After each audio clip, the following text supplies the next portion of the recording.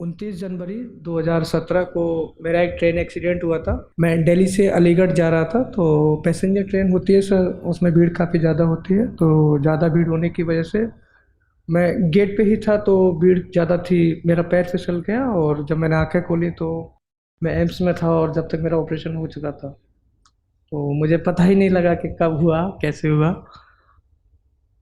उसके बाद में ही सर मुझे जेएनयू के बारे में पता लगा, फिर जेएनयू गया, ये प्रिपरेशन स्टार्ट की।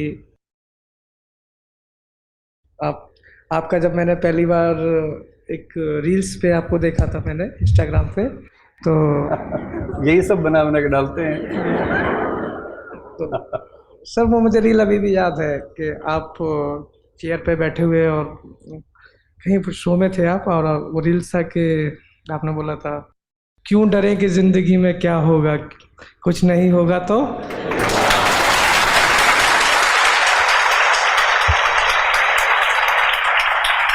मैंने कभी ये नहीं सोचा था, मैंने प्रिपरेशन तो की थी, लेकिन सर से मिलने का मेरा काफ़ी मन था।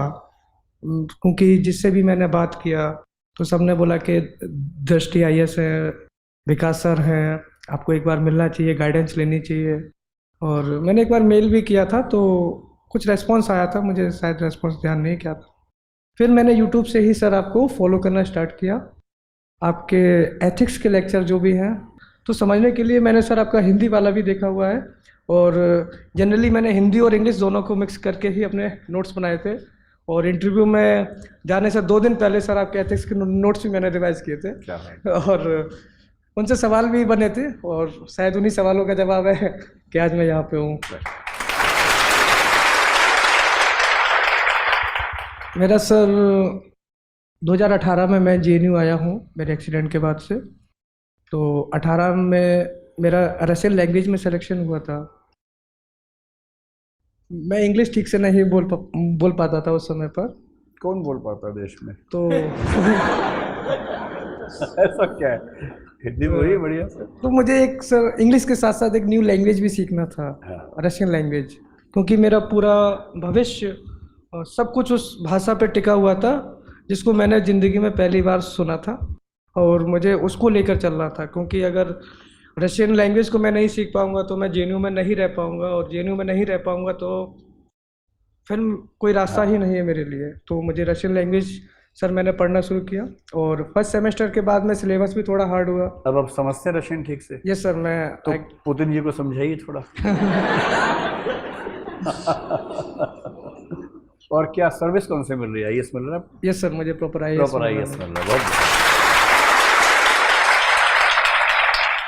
मेरा रैंक 917 है, हाँ। और सब कैटेगरी में मेरा सेकंड रैंक है, और उसमें मुझे आईएएस मिल रहा है। अभी जो काडर के नियम हैं पिछले 4 साल से, उसके तहत एक व्यवस्था और भी है कि अगर कोई बच्चा पीडब्ल्यूबीडी कैटेगरी से होता है तो उसको होम कार्डर ही मिलेगा, और नहीं तो केवल एक चॉइस और भरनी होती है।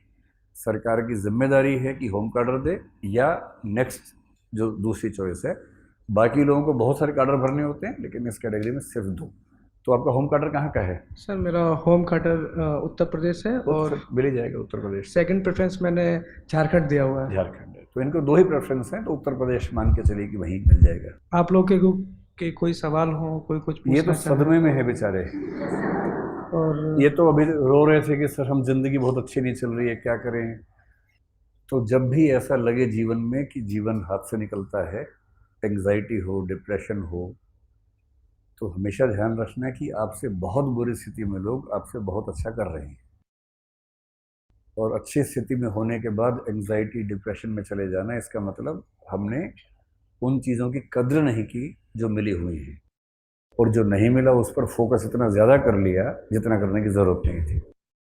तो अब सोचिए, ट्रेन एक्सीडेंट में दोनों पैर चले जाएं, एक हाथ चला जाए, दूसरे हाथ में भी शायद 1-2 फिंगर्स कट गई हैं, उसके बाद कोई व्यक्ति मेहनत करके आईएएस बने, प्रॉपर आईएएस बने, तो फिर तो हम क्या नहीं कर सकते, है ना। तो अब सच्चा जो प्रेम इनके प्रति आपका हो सकता है वो ये कि इसी कॉन्फिडेंस से जाएं और आईएएस बन के फिर इनको बताएं मिल के कि आपसे मोटिवेशन मिला और हमने उसका फ़ायदा उठाया।